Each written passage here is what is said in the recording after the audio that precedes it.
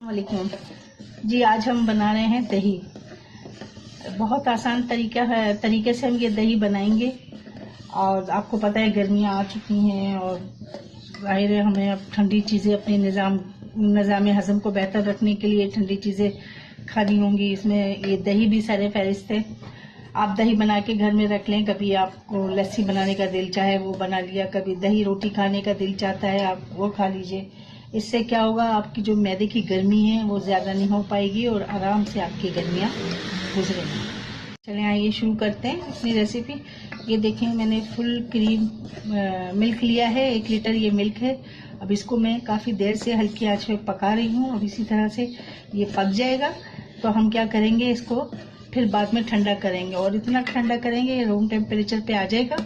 तो फिर इसमें जो है हम दही वगैरह जो प्रोसेस होता है फिर मैं वो करके बताऊंगी आपको। फिलहाल हमने ये शुरू कर दिया है और इसको पका रही हूँ। उसके बाद दूध पक जाएगा अच्छी तरह से। उसके बाद फिर मैं दूध पक जाएगा अच्छी तरह से। उसके बाद फिर मैं ये है ना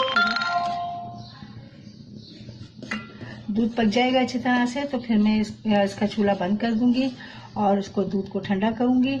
और ठंडा करके फिर मैं आपको बताती हूँ कि आगे क्या करना है।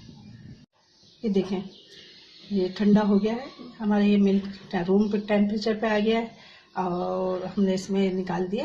ये मिट्टी के बर्तन में हमने इसको निकाल दिया। ये देखें ये 2 चमचे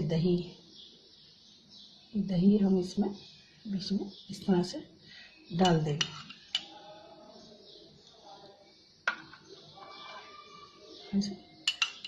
और ये इसमें भी डाल देंगे।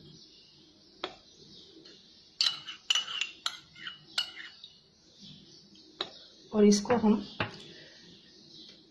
तकरीबन 4 से 5 घंटे इसी तरीके से या तो हम फ्रिज में रख देंगे या किचन में ढककर इसको रख देंगे। फिर इसको बिल्कुल ढककर रख देंगे और उसके बाद जब हम देखेंगे तो बिल्कुल दही जमा हुआ होगा।